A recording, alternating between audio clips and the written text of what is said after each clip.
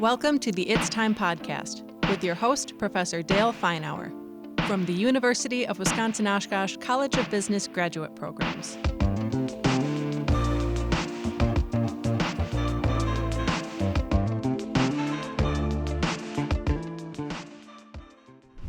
Welcome to another It's Time podcast, an offering of the UW-Oshkosh College of Business Graduate Programs.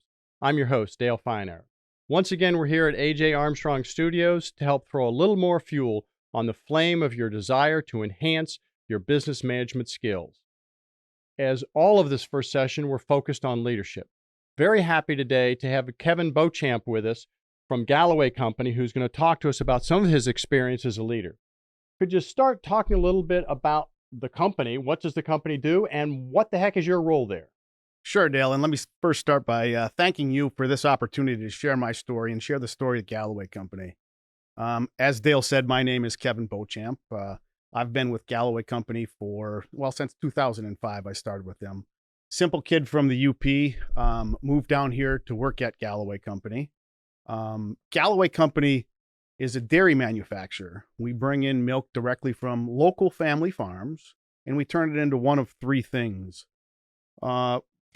The first one being dairy dessert mix. So if you went to an organization around here that had, say, a blue awning on it, you could think of us, or one with a red roof, you could probably think of us also, or any of the mom and pop shops that have soft serve. That's probably our product that we make here at Galloway Company. Second product is sweetened condensed milk. We're the largest manufacturer of sweetened condensed milk in the country. So if you went to a coffee shop that put a pumpable syrup on top of it, that flavor is being carried by our sweetened condensed milk. And the third product is cream liqueurs. If you went to the grocery store and looked at the cream liqueur aisle and looked past Bailey's, about 90% of the rest of that stuff is product made right here in Neenah, Wisconsin. And it all starts with local family farms that deliver that milk into our factory. And you're actually making the the product. You're not, are you providing input to someone who's doing the alcohol component of that, or you're actually making the alcohol enhanced product? It leaves our factory with alcohol in it. Yes. Many of the products we supply to our customers, it's all business to business. You won't go see Galloway Company on any of the grocery store shelves or any of that stuff. But many of the business to business stuff we sell, it will go directly into a bottle and they'll put their label on it. Gotcha.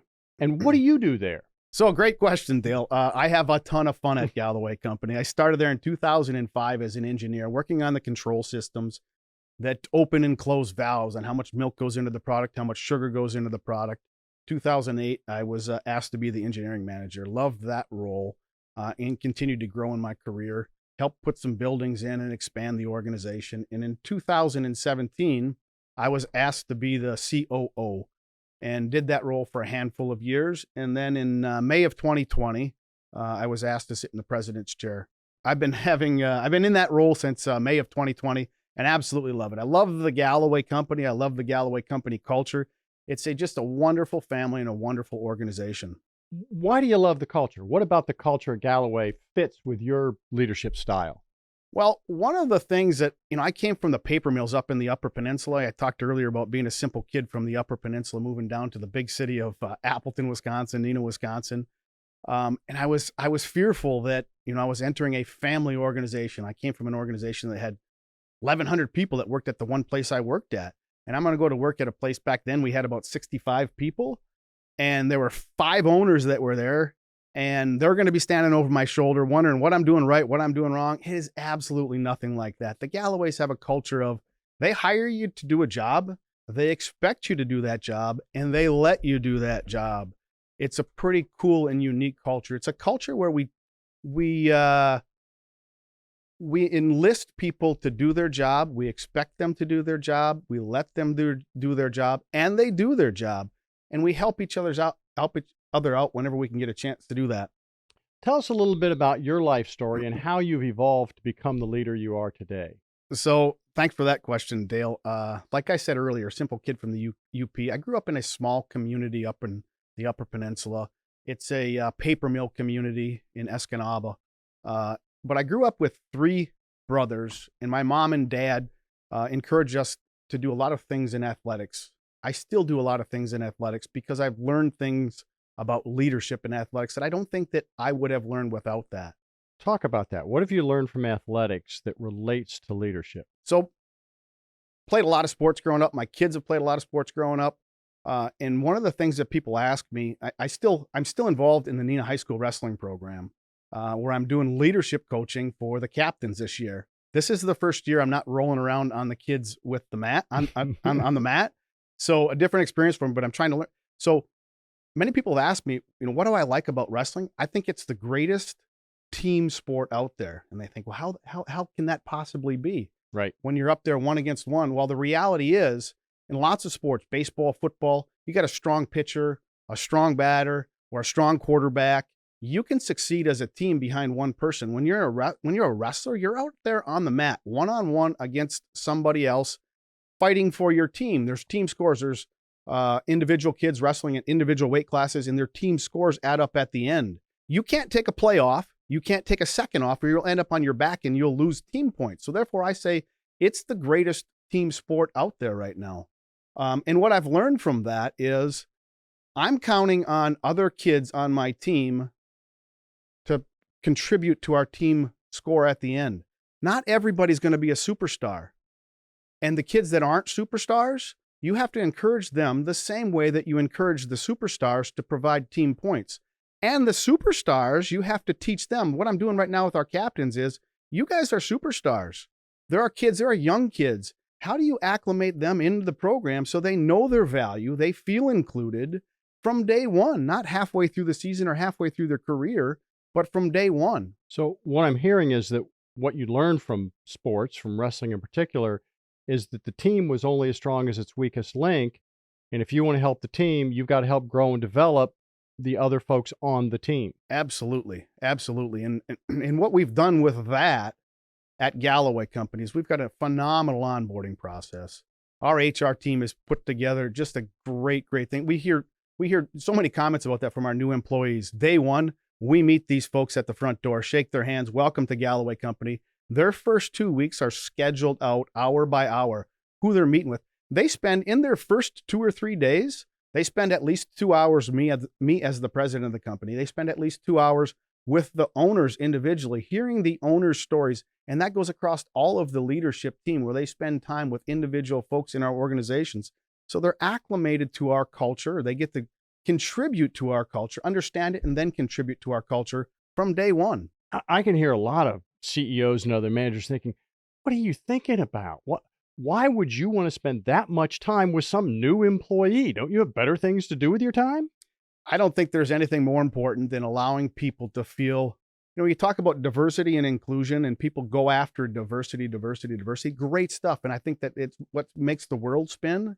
But without inclusion, you get a diversified workforce. That doesn't help you. So therefore, I believe day one, you need to start with inclusion. These folks need to feel included. And how can you feel more included when spending 2 hours with the president of the company or 2 hours with the owners of the company on the first or second day that you start there? So the feeling of being a part of the organization is an important part of what you're trying to do as a leader.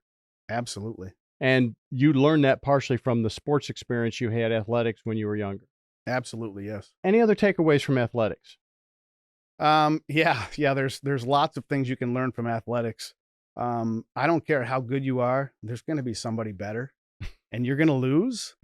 The people that get knocked down and get back up, those are the ones that are winners. That's the same thing in business. It's absolutely the same thing.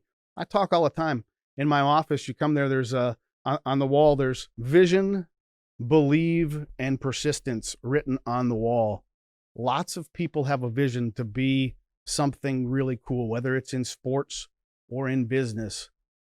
The people that achieve that are the ones that don't ever lose belief in themselves. Too many times you run up against an obstacle and you lose that little bit of confidence, you lose that little bit of belief, and you don't achieve your vision. You're going to get knocked down. You need that persistence. So vision, believe, and persistence.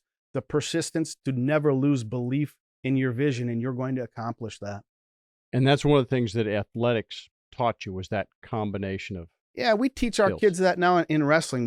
We at the beginning of the season, you set up, what's your vision? What do you want to do? What do you want to accomplish this year for yourself individually and for your team? And we have them write that down. I learned that from my high school coaches. So shared vision is another critical aspect of leadership. Absolutely, yeah. If we're not all aligned along the same vision and we're all shooting for different things in one organization, it's tough to accomplish that vision because your belief in what your vision is different than somebody else's vision. And you're right, Dale. It has to be a shared vision. Excellent. What was your first leadership role, and My- what did you learn from it? My first leadership role was on the wrestling mat. I was a team captain when I was in high school. Learned lots of things about myself, learned lots of things about the team around me, and had some great coaches to help me learn some things about leadership. I know it's not easy. It certainly wasn't easy back then. It's not easy today. And no matter how good you're at it, there's more stuff to learn. And there's people around you that can teach you many more things about leadership that you don't know today. So always learning sounds like another aspect. Yeah, the desire to learn is such an integral part of leadership. And it's an integral part of people that are successful. You can't ever be stagnant. You can't ever be satisfied knowing what you know today. You have to have an integral desire to learn something today that you didn't know yesterday. Okay. After high school, then what? What was next in your story? So after high school, went to college, had a slow start, like many folks do, and then ended up getting a job at the paper mill. Started as a computer-aided design guy as I was getting my 2-year degree, working as a contractor. And they saw something in me back then and wanted me to work directly for the paper mill. And there was a rule the mill manager had, and I'm thankful for him to this day. His rule was you could not get a full-time job without a 4-year degree. So they created an internship program, which they didn't have, and paid for my education. I commuted back and forth to Marquette, Michigan for 2 full years to get my undergrad degree. God love my wife because she'd make me 2 meals in the morning. And I get a little emotional about this because it's pretty cool stuff. What she did for me and for my career.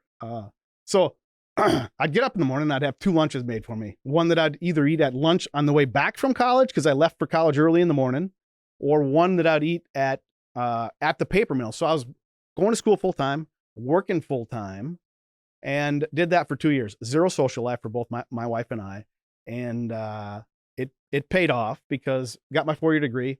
There wasn't a job available for me at the paper mill when I was done with my education, nor was there one promised for me then. But by chance, there was a job open for me in Rumford, Maine, because we just bought a mill out there.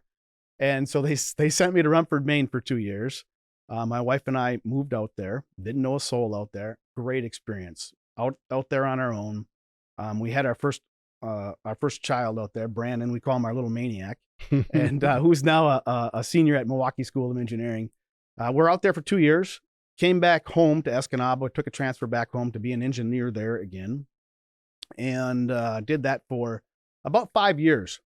3 years into that 5-year stint, I knew that, I probably want something different. I want to move on to some more leadership roles. So I started to get my MBA, and I moved into an operations role at the paper mill. Learned some more stuff about leadership there. I had probably 40 people working for me at the time.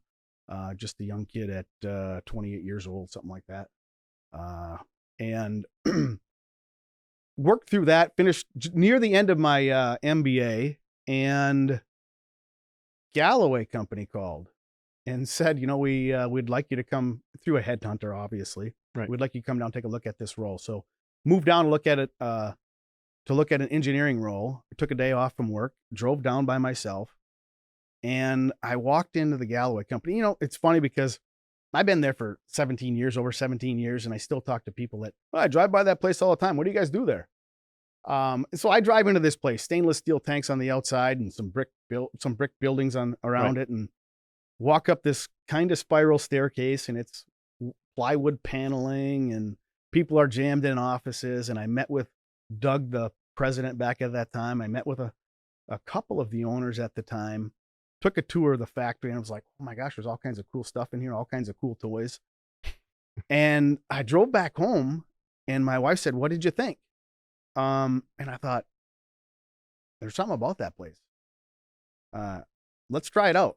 And so we drove down there together about 2 weeks later, and we walked in and we went in and we talked to Doug. We both walked up, we had shorts on and t-shirts on because we were just poking around the area. Went in and talked to Doug, and we walked out of there. My wife, Bridget, said, "What the heck do you see in this place?" And I'm like, I don't know, but she loved Doug also. It has to do with the culture, right? The Galloways bring in the people that are really similar to them. And Doug was a super guy too. So a month later, I was working full time for Galloway Company. And I ended up at that point, I had 2 classes to finish my MBA, did finish up my MBA, and then moved into the engineering manager's role. And we talked a bit about how I got to where I'm at now. And now a few words about some of the programs and services offered by the UW-Oshkosh College of Business. Powerfully positioned, strategically designed, results driven. That's what sets the University of Wisconsin-Oshkosh Master of Business Administration program apart in Northeast Wisconsin. Our MBA professional program offers flexible course options to meet the needs of working professionals seeking career advancement. Take the courses 100% online, in person during the evenings in Appleton or Oshkosh, or a combination of both, and earn your MBA in as little as 2 years. No GRE or GMAT required. It's time to achieve more with a graduate degree from UW-Oshkosh. Visit uwo.sh/MBA to learn more. That's uwo.sh/MBA. Visit today. All right, couple of questions. One, what do you think they saw in you? So you talked about you're working for this company, this is before Galloway, where they create the internship for you. What did they see in Kevin that said, oh, this is a guy worth investing in? I don't know the answer to that. However, it's an interesting question. As I think about it today, one of the owners came up to me, Todd Galloway. He's the guy that works in engineering. That's who I worked closely with when I first started there. His brother, who's retired now, came up to me, I don't know, 2 or 3 years ago and said, hey, story for you. Your second day at Galloway Company back in 2005, my brother Todd came up to me and said, I think I just hired my new boss. So he saw something. To answer your question, I don't know what he saw, but he saw something back then. Maybe it was my desire to learn new things. Maybe it was my desire to integrate myself into the facility and learn something new. And I don't know what he saw. What advice would you have for a young person who's going to be going into an organization about how they ought to present themselves, how they ought to manage themselves to more likely be the person who is perceived as someone who can move up? Great question. I was a young kid back in 2005, a lot younger. We were all young kids at one point. A lot younger than I am now. And I knew way more back then than I do right now. I understand. And your question about what advice do I give to a young kid? It's be coachable. Be a coachable kid. Be coachable. Don't come in and thinking you know everything. It gets back to what I learned on the wrestling mat. If you're a kid that knows everything, knows every move already, or knows everything about engineering, nobody's going to want to help you. Nobody's going to want to work alongside of you. There are energy givers and energy vampires. If you're an energy vampire because you know everything already, nobody's going to want to work with that. So find a way to be coachable. So would you guess that both at the paper mill and at Galloway, it was the questions you asked, the interest you showed in the organization, not the things that you pontificated on that were amazing pearls of wisdom that resulted in your having those opportunities? I think that's probably a good analysis, Dale. I think that when I walked in Galloway, I was infatuated with all the cool stuff that was there. I wanted to learn everythn about all these of toys. The toys. You're an engineer. Let me at them. Let me at them. And how does this work? And how do I learn more about this? How do I make that? How do I learn more about it? And how do I make it better? It's I think that would be my advice. You had mentioned your wife. Yes. And that was clearly a emotional moment for you. What role do spouses play in an individual's ability to be a good leader? I don't care who you are. There's somebody behind you. There's a support team behind you. And, my support team is pretty large. I've got a lot of people that were on my side rooting for me. There's no doubt about it. Spouses are an integral piece of that support group behind you. without them. My wife stayed home and took care of the kids until the youngest one was in 5th grade. Now, how do you replace that? And knowing that she's there to take care of the kids and you can go to work. 'Cause there's a spur of the moment trips that pop up all the time. I need to go look at this piece of equipment, and then 2 days later I'm on a plane looking at it. Or there's a breakdown. I had to go back in, I was coaching baseball sometimes, and one time in particular, I'll never forget it. The separator broke down, and I was there for like 36 hours straight during the middle of a weekend tournament. And I was sleeping in my Yukon in between games because I was just out of gas. My wife was there to pick up the pieces to make sure that I was able to do that. So, yeah. So it has been not only, I'm hearing, a team thing in terms of how you operate at Galloway, but it's been a team thing on the home front as well. I don't care what you're doing, Dale. Everything is a team thing. Even in individual sports, you look at some of the Olympics are going on right now, and these guys are going down the slope by themselves. They're not there by themselves. It's all that hard work that when the camera's on, when they're going down the slopes, the people see all that, but they don't see all the hard work that's going on when the camera's not on and their family's making 2 meals for them a day so they can get to work or they can get to the slopes to practice. It's a team thing no matter what you're doing. Very good. How do you think others would describe your leadership style? My leadership style has changed over time. I'm inclusive. People talk about great leaders and how smart they are. I am never the smartest person in the room. Never. I can relate. If I'm in the room, usually my dog is in the room with me, and alone that is, and the dog is even smarter than me. So my leadership style is, the senior leadership team at Galloway Company is full of super, super talented people. I got a call yesterday from our HR director, Chief Human Resource Officer, and she had a question about me, and my answer was, "What would you do? I mean, your expertise is more qualified than my answer on this. What would you do?" And she shared with me what her thoughts were, and I said, "I like that. Let's tweak it just a little bit," and away we went. I can give you endless examples of the director, senior director of engineering, senior director of operations. They all have those same skill sets that I don't have. So my leadership style is to rely on all the super smart people that I've got around me to help come up with the right solution for our team, our whole team. So you hire, it sounds like, and are looking for really bright people that are really good at what they do, and your job is to get them all working collaboratively together. I certainly want to hire super bright people, and I absolutely do not want to hire yes man people. Yes man people will get me more of what I have right now. I don't need that. I need us to get us to the next step. So, yeah. Well, we'll talk about yes men in a minute, but why is that not intimidating?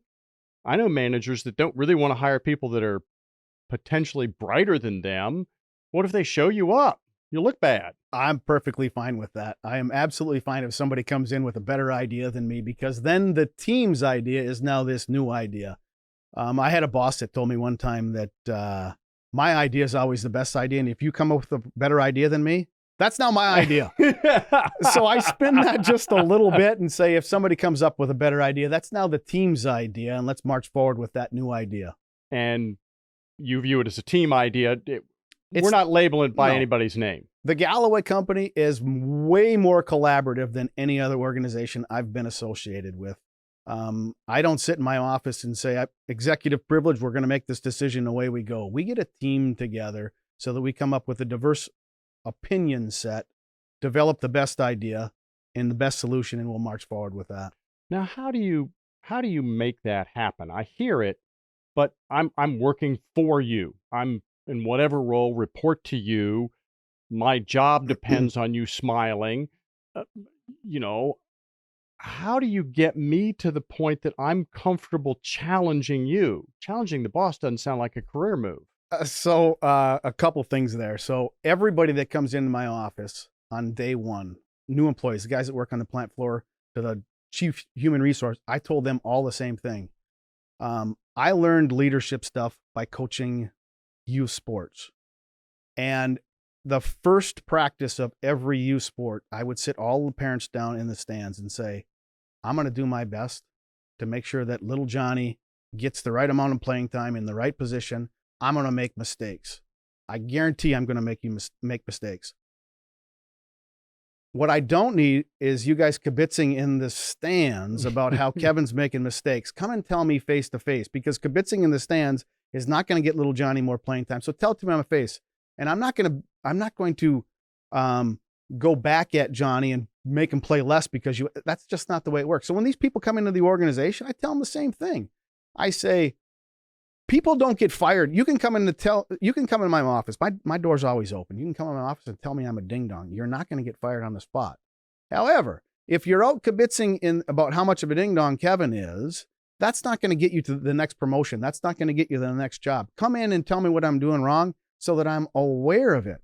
So that being said, I allow people to come into my office and tell me I'm being a ding dong. And here's a better idea. One of my favorite people in the world, my neighbor Phil Beaver, when I got my new promotion to be the president, he goes, "Congratulations, you'll never hear the truth again." So that same idea is, how do I get these people to tell me the truth? And I have this conversation with people all the time.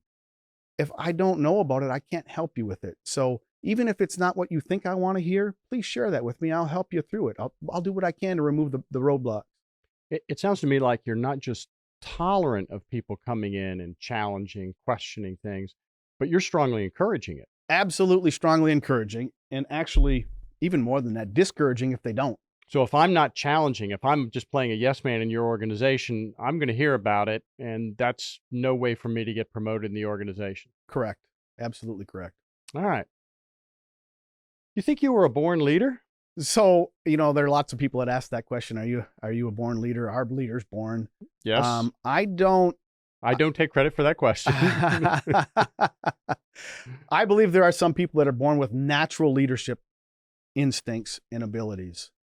My dad always told me, you're a leader. I didn't see it. I look at it like this. Nobody, you look at these bodybuilders, they weren't born like that. They worked hard at it. I think leadership is the same thing. I was born with some abilities, but without working those leadership muscles through good coaches of mine. I spend lots of time, even today, with coaches. No matter what role you get in the organization, I believe that there's opportunities to continue getting help from coaches. So no, I wasn't born the leader I am today. I was born with some leadership skills, and I continue to grow on those to build them more tomorrow than I am today. Interesting. How do you think, what explains your evolution over time? So you described it, you've evolved as a leader. What's allowed you to evolve and get better at leadership? Failure. Simple answer.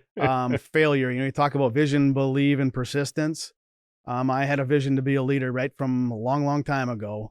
And I never lost belief in it. And believe me, I've gotten knocked down pretty hard on a couple occasions, several occasions, a couple big occasions. I had one whole team in the matter of 3 months walk out the door. Wow. And you want to talk about a leadership realization.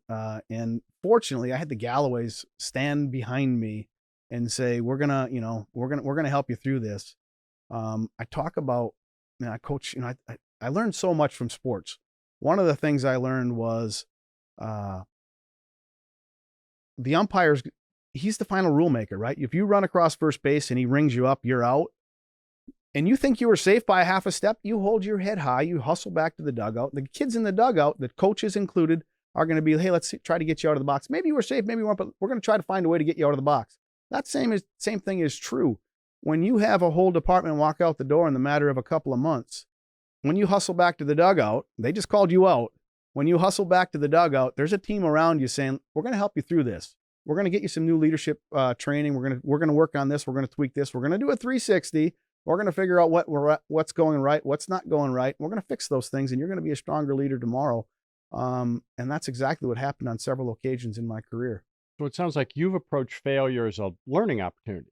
Yeah, everybody says, you learn from, I absolutely believe you learn way more from failure. And, the challenges, one of my biggest challenges as a leader is you can see folks heading towards a failure to allow them to fail. So they get that same leadership opportunity or learning opportunity that I've had the benefit of going through. That's difficult as a leader to allow people to fail so that they can learn. But yes, I believe you learn way more through failure than you do through success. All right, we're going to come back to how you let them fail, but let me hit you with What have you learned from failures? I assume a piece of it is you get back up. This is the back to the wrestling thing. You're going to lose, and you got to fail and lose and get back up. What else have you learned from failures that you've had to experience in life?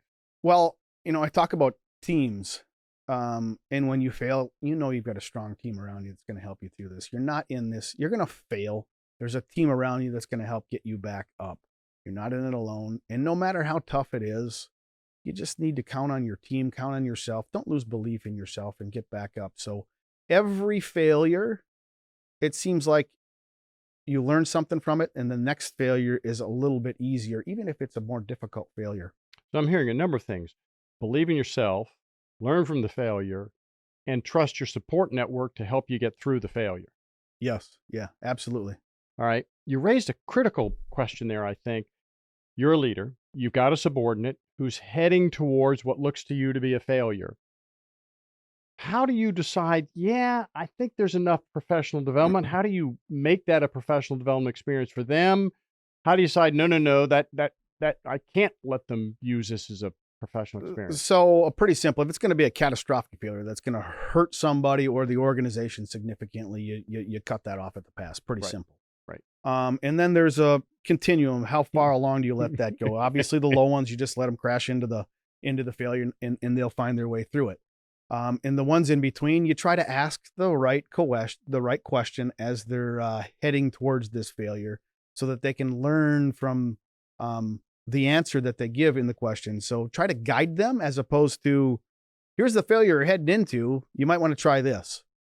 So you're helping them think through the situation with the potential that they'll come to a different solution, as opposed to the one that you perceive as heading to a failure, as opposed to telling them, hey, that's going to be a failure, do something different. Yeah, the key there is, I'm not trying to build followers in the organization. I'm trying to build leaders of the organization. I'm not going to be at Galloway Company forever. And even the senior leadership around me is not going to be at Galloway forever. So how do I build leadership skills in those folks around me? So it's the key is, how do I teach them to think about things a little bit differently, so that they can learn those same leadership skills that they can teach somebody else down the road? That statement is striking to me. You're trying to build leaders, not build followers. Strikes me most leaders are about trying to get followers, get folks to join the team that they're leading. How did you come to the conclusion that it was your job to build leaders? I think that is one of my most important job, is to make sure that the organization is set up for success when I leave someday. No, nothing too soon, but someday I'm going to leave. You're not announcing anything here today, are you? Absolutely not. No. But that is a very important job, to make sure the organization is set up for success. It was handed off to me in a very sound financial position, a very sound cultural position. I need to make sure that happens. And the only way I can do that is if there's a strong group of leaders in the organization. And I believe that's what we have today. And if we can continue to build the skill set of those senior leadership team members, the managers, the mid-level managers, the guys on the floor, lots of folks, when we go to conventions, are asking us, when we make product for them, hey, can we come and take a look at your facility? I'm always proud to, anytime you want to come and look at the Galloway Company, I am so proud of what's inside of that organization. Not just the equipment, but the folks that are in it. It's phenomenal to give a tour of people, and have them run into people that are making ice cream, and run into people that are making sweet condensed milk and cream liqueurs, and just have a conversation. You can just feel, oftentimes I say, it's pretty tough to define the culture of an organization, Galloway Company in particular, but it is super easy to see when you walk through it. Interesting. How given you clearly have thought about this leadership journey that you're on, do you perceive it to be more art or science? It's way more art than science, I can tell you that. Go on. There's, I've read tons of leadership books, and you can grab a piece of this and a piece of that and put it all together. But it's how you can't just grab a book and replicate what somebody else is doing. You can steal some ideas from those folks and tweak this and tweak that, but it's artwork. How do I put it together compared to how you might put it together, Dale? And your leadership style tweak using the same tools that I'm using is going to be totally different, because your art is going to be different than my art. And what's really unique about that is art is in the eye of the beholder. And my leadership skills have to be tweaked a little bit for you as opposed to the folks that are shooting this video right now. It would have to be a little bit tweaked for them. Gotcha. And now a few words about some of the programs and services offered by the UW-Oshkosh College of Business. The University of Wisconsin-Oshkosh MBA Executive Program offers an array of scholarships supporting veterans, single parents, road warriors or those commuting more than 75 miles to attend class, employees of government and nonprofit organizations, and for those who make referrals for potential MBA executive students within their workplace or professional network. Eligible students may qualify for multiple scholarships. Visit uwo.sh/MBA scholarships for more information and eligibility requirements. That's uwo.sh/MBA SCHOLARSHIPS. So how do you inspire that? How do you teach that? You're trying to grow leaders in the organization. You're not trying to develop followers. How do you teach people to do something that's an art? Well, one of the things that I take pride in doing, and this again is I stole this idea and tweaked it a little bit. My predecessor used to put little business-sized cards with little notes. Thank you for this. Thank you for that. Sliding in lockers, the guys that work on the plant floor, or a manager that bought a good piece of business for us, or a sales guy, put a little note on their desk. I tweaked that a little bit, and I added a little bit different, tweaked a little spin to it, and I put a presidential dollar taped to it. Okay. For two reasons. One is they get this little note and they feel appreciated. And two is they take that presidential dollar off and they stick it in their pocket and they get home and they give it to their son or daughter when they get home at night. I get two wins out of that. When they read that card the first time and when they give that presidential dollar to their son or daughter, they say, "Daddy, where did you get this from?" And they tell that story. And hopefully these folks are learning from that. And I encourage my team around me to do some of that stuff. I send a birthday card and an anniversary card to every employee on their anniversary and their birthday. A handwritten note that says something cool about what they did recently in the plant or in the office. And almost invariably, I write, "We are lucky to have you on the team." I absolutely mean that every time I write it. We are phenomenally lucky. We talk about organizations for years have said, our most important asset is our people. Never more have you seen that since COVID. You look at trying to get people into organizations, you look at getting stuff into our organizations, it's the people. And I don't care what kind of cool gadgets, stainless steel you have in any organization, without the people to run that stuff, you're not going to make an ounce of product for anybody. It's interesting. You're doing something to reward, to note the employees, but you're doing it in such a way that it's going to translate to their family. And this is kind of back to the family that you said before. Why is it important for you to get that second win of they take that dollar home and they're showing it to their spouse, to their kid, giving it to their child? Why do you care what the kid thinks? I think it's important. The Galloway Company is such a family organization. We do some really cool things around including families. This dang COVID thing has put a real damper on that. But we include families as much as we can. I know most of the folks, even on the plant floor, what kids they have. I try to remember their names. There's 130 families. Wow. It's more difficult to do that. But I try to understand as much as I can about that. I make my daily trips out in the plant. And we work shift work, so I don't hit everybody every day. But I try to hit once a day. I get out in the plant and just walk around and chat with folks. What's going on in your life? And what's going on in the plant that I can help facilitate to make your life better? What's your complaints today? Why is it important for you to know the family? Why do you care if they have family? They're there. They need to get their job done. I come in to work every day to be a leader, to lead the organization. I do that for my family. And I guarantee you that everybody that comes into work is doing that for their family. They have a reason, and most folks is for their family. It's not because they want to buy some fancy a new pickup truck, or they do it for their family. All right. So that you're trying to build on that family feeling that they have walking in the door and help them connect what they're doing at Galloway with their ability to help and support and take care of their family. One of the things, to answer your question, Dale, why does it matter what the family means? what they think about Galloway Company. When I chose to leave the paper mill, my family made that decision. I didn't make that decision.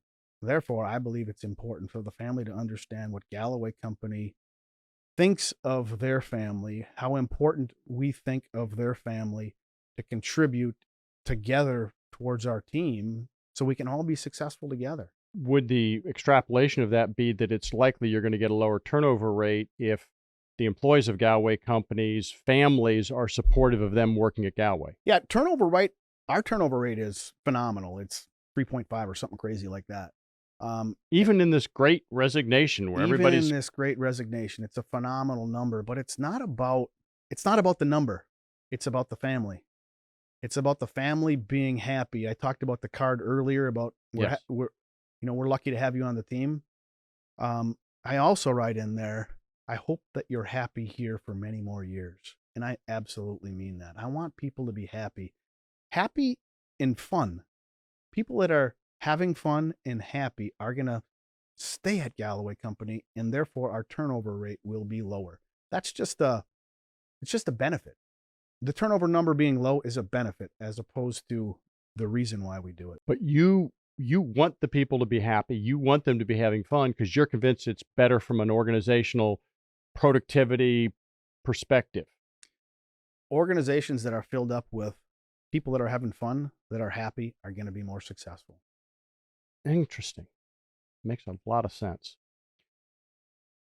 Throughout your career, it sounds like there's been a fair amount of self-analysis, self-reflection, self-development. How important, as you're looking at potential leaders, is that ability to be introspective?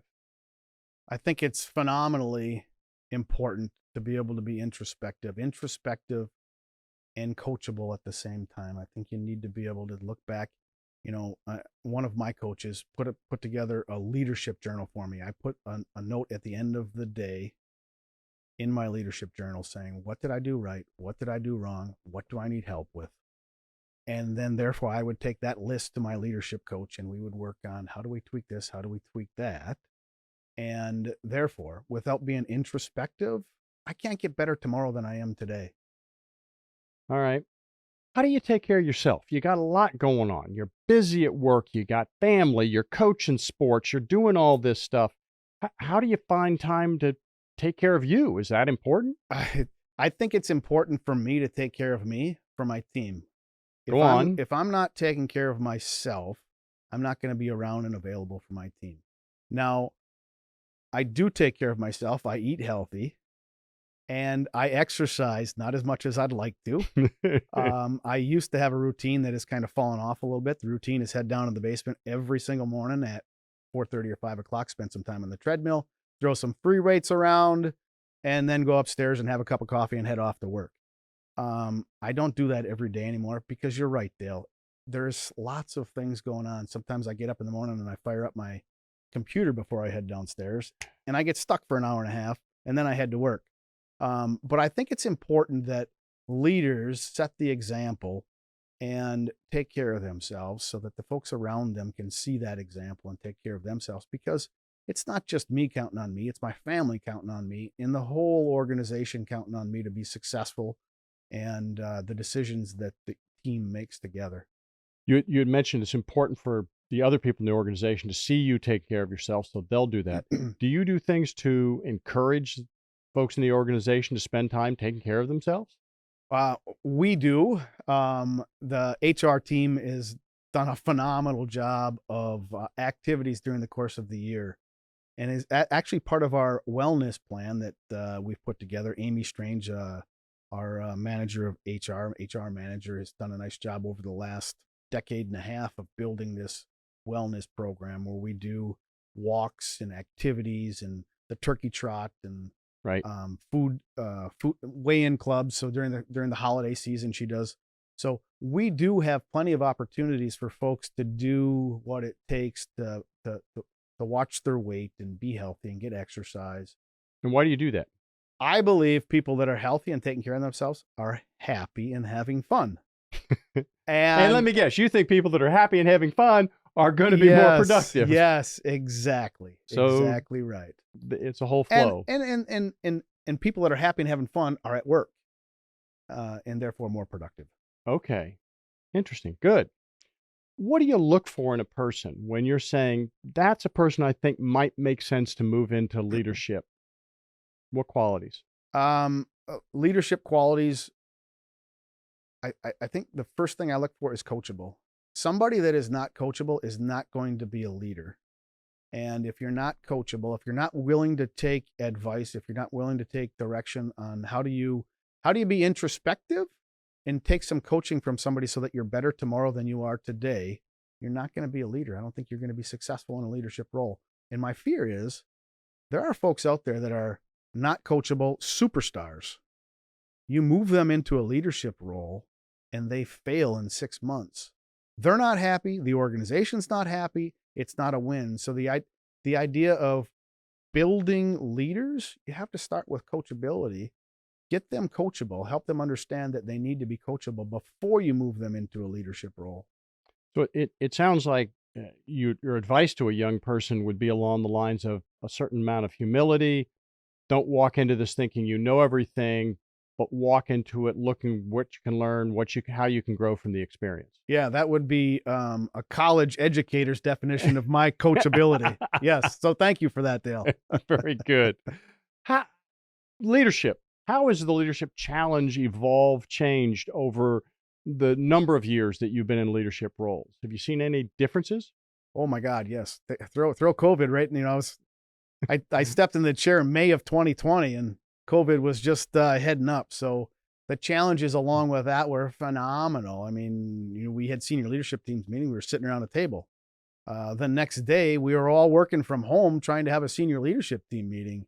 And and we were doing it over a phone. We didn't have WebEx set up then or Zoom meetings or any of that stuff. So back in the old days, try to herd the cats over a phone when 6 people are trying to talk at the same time and you can't see. So much more of a challenge through COVID than prior to COVID.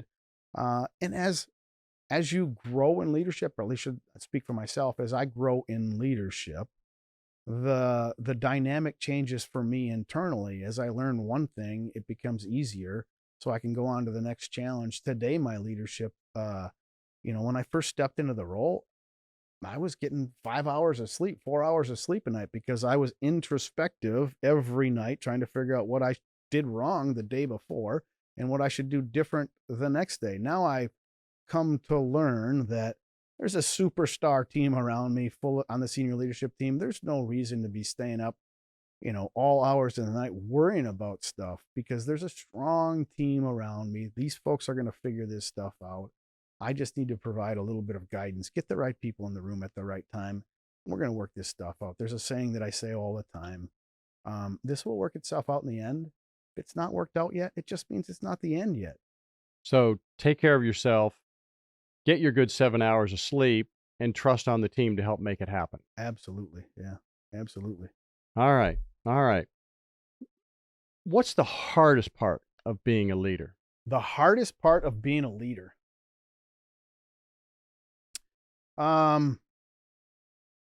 That's a tough question. What is the hardest part of being a leader?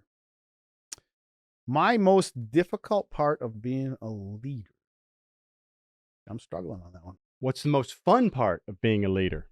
So I'll answer your first question and I'll do both. Okay. The hardest part of being a leader is I just got back from a conference and it's a national food chain with 850 stores. And we were given an award for the supplier of the year. And this organization has dozens and dozens of suppliers. And we were given the award, called up on the stage with 2,000 people in the room and given this chunk of crystal that said supplier of the year. It's difficult for me to take credit for all the cool stuff that happened back at the plant. And I'm not lying, when there were no less than 100 franchisees walked up to us and said, "Hey, congratulations on being the supplier of the year. You guys were the only supplier, honestly, the only supplier that didn't run us out of product in this last year. So thank you very much for that." And I invariably said, "Thank you for saying something. I appreciate your business, but I can't take credit for this. There's 130 families back at that plant that busted their tail all year long. And of course, I'll try to convey your thank you, but I certainly can't take credit for this. And it's difficult for me to take credit. You asked me what's my most difficult thing. Is taking credit for all the cool stuff that the folks have done back at the plant. The most fun thing I do as a leader is watching these people when I go back to the plant.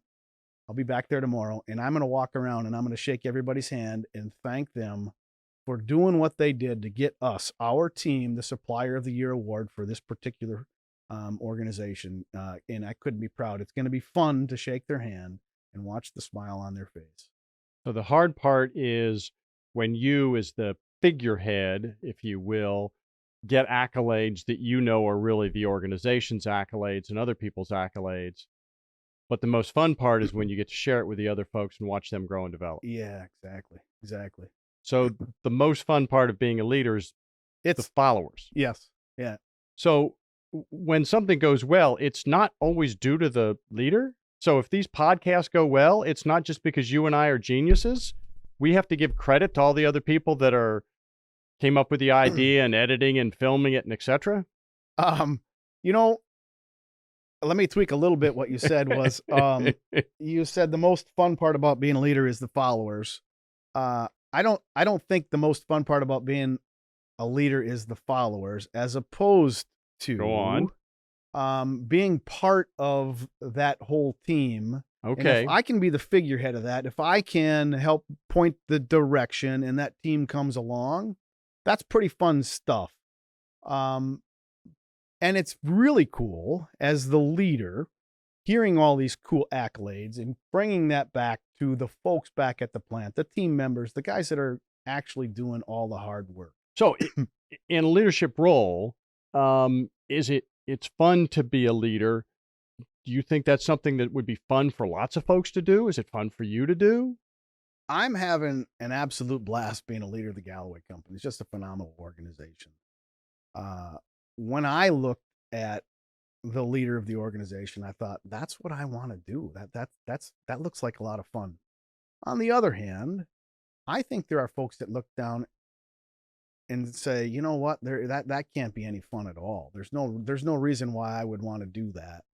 And you're going to meetings, you're doing not fun stuff, you're traveling, you're doing all that sort of thing. I love it. I think it's great. It's what I want to do. I think it was what I was meant to do, but not right for everybody. So leadership can be a lot of fun, and for some people, they'll get a lot of great jazz out of it. Others, it may not be for them, and that's okay. It's absolutely fine. Yeah, follow your vision. All right. One last question. There's sometimes in organizations you have these stars, really good at their stuff, but they don't fit in the culture of the organization. They don't necessarily make a very good leader. How do you deal with that star who isn't coachable, who isn't part of the Galloway culture? That's a tough one, because I think our organization is full of folks that not just fit the organization from a culture standpoint, but help build the culture.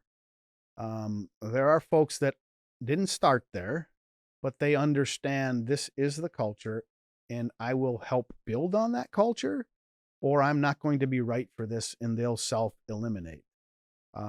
Occasionally you'll run into some folks that we have to help them eliminate. That is the worst part of my job. That's not fun by far. And there are just some, the Galloway Company is right for lots and lots of people, not right for every single soul that's out there. And you have to deal with those. As a leader, you need to make sure that the culture, my job as a leader, I see it as the maintainer of the culture. And if I have one or two people that don't fit the culture, the rest of the culture sees me allow that happen. That's not good for the rest of the culture. I need to address that. So you have an obligation, absolutely, to protect the culture. And if that means helping, coaching, developing an employee, great. But if it gets to the point where helping, coaching, developing isn't getting return on investment, you'll help them move on. And the Galloway Company is helping, encouraging, developing to the 10th degree. We go above and beyond, helping, encouraging, developing to fit the culture, to build the culture. as much as any other organization I've ever been a. That's impressive. Final piece of advice that you would give to young people who are starting their leadership journey. What nugget of wisdom would you give them to strive at this? So a couple things. Maybe I'll answer the question a little bit different. However you want. The question that sometimes I get asked is, what's your secret? And the culture, my answer to what's your secret is, you need to figure out how to be coachable. And it's okay not to be the smartest person in the room. Be coachable. The one thing that I believe has gained my success, never the smartest person in the room. Oftentimes I'm the hardest working person in the room. You got to work hard to get better tomorrow than what you are today. And without hard work, you're not going to be better tomorrow. The organization is not going to be better. Your leadership style and your leadership ability will not be better tomorrow. Therefore, the team around you is counting on you to be coachable, work hard, be better tomorrow than you are today, and the organization will be forever thankful for that. So working hard, humble enough to be able to be coachable, figuring out how to grow and develop, that's going to trump walking in with lots of really great brains. By far. Excellent. Yeah. Kevin, thank you very much for your time. I appreciate your spending your time and sharing your wisdom with us today. Thank you, Dale, and thank you for the rest of the team around us here, hiding behind the cameras and microphones. I appreciate the ability to tell Galloway Company's story, to tell my story. And if I can share what I have learned and what I have done in my career that would help somebody else, I would gladly do it. Very good. Thank you. And thank you all for listening to another It's Time podcast. Thank you. It's Time is a production of the University of Wisconsin-Oshkosh College of Business graduate programs in association with Venture Project Studios. Executive producer, Aaron J. Armstrong. Host, Professor Dale Feinauer. Creative Director, Madison Potratz. Director of Photography, Elazar Kloon. Audio and Video Editor, Elazar Kloon. Marketing Strategy, Tara Larson. Social Media, Anwar Mahana. A special thanks to L Creative, Top View Media, Michael Patton, and the University of Wisconsin-Oshkosh College of Business graduate programs.